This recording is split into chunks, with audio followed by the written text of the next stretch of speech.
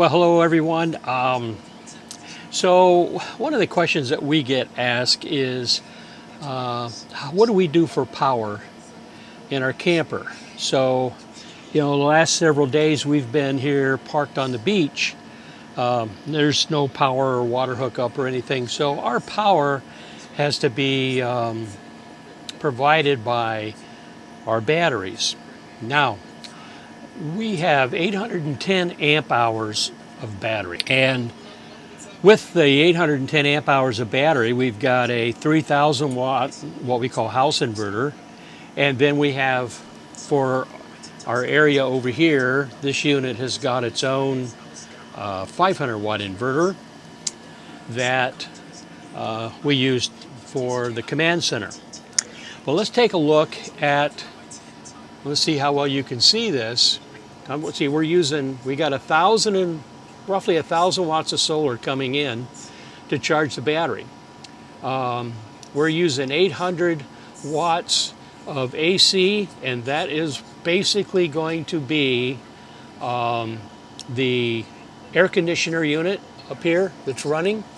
And then we have a modem and we have Starlink.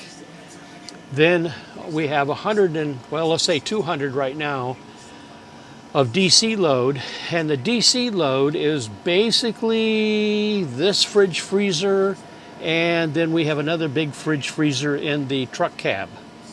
So that's our DC. You can see it moves around all over the place, as does the solar yield. Now, our batteries right now are 86%, and at this point we are taking in about 135 watts less than coming out of the battery. And then this would be the alternator if we were driving the truck, and we can get, I think I have it set at 40 amps. So that'd be about 480 maximum that would come in if we were driving the truck, but the solar would be less. So let's talk about solar. So on the roof up here, I've got 1,000 watts of solar, and I don't know if you can see it right out there, but I've got two 200 amp suitcases set up. So you have 1,400 watts of potential solar. However, let me get my calculator because I'm brain dead from trading all day. So 1,400 times 0.8 is about 1,120. So basically what we're saying is, if we use a number of 80% efficiency, which I know the solar panels, some of them are a little more, some are a little less, but we'll just use 80. It's kind of I think the industry average that people use. The most that I could expect to get out of this on a bright sunny day is 1,120. And you can see again, we're at 999, 994. It moves around, and I have seen up to 1,100. But the sun's got to be, at a perfectly straight angle for you to get that maximum power. And that's why we added the 400 watts of portable solars, because we can adjust that and point that towards the sun as the day goes, which makes a huge difference. Okay, so now what else do we have? Let's take a look outside, and let me show you what I got outside.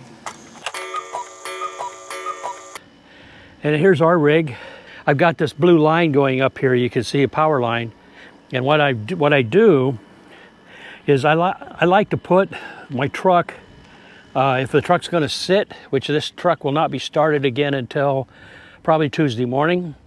And as you know, or maybe you don't, these new trucks they got computers that run 24 hours a day, 7 days a week, and there's no way to turn them off. They're just on all the time.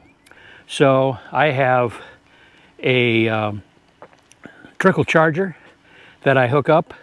In this case, it's hooked up to the pedestal, and that trickle charger is charging the batteries, or keeping the batteries charged up on the truck. Now, if we're out and we are wild camping or boondocking, a lot of people call it that, and we're going to be at a spot for a long time, I plug the trickle charger into an outdoor outlet on the outside of my camper, and therefore my camper can then keep the batteries charged up. All right, guys, I'm going to cut this short. It's so hot out here, and I forgot to take the battery out of the GoPro and just run it on the remote battery. So the charging circuit on the GoPro is running, and they generate a lot of heat when they do that. So it got hot enough that it shut off on me midstream there. But anyway, so I was telling you real quick, we got blue line going up to the truck, to the trickle charger. Here is my surge protector that runs back to a 30 amp line there. Over here is the drain for sewer for gray water, and then this is my water filter system. So we're hooked up here, and I got a pressure setting protector there set at 40.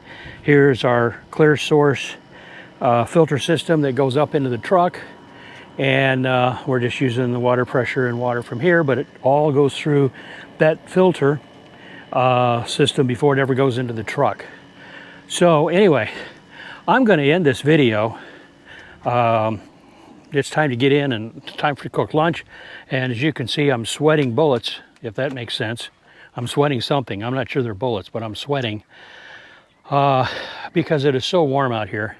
Thanks for watching, and if you enjoyed the video, please consider subscribing. I'm not monetized or not trying to be monetized or anything, but it's always nice to have subscribers, and then we can let you know the next time a new video pops up. So thanks for watching, and we'll see you on the next episode.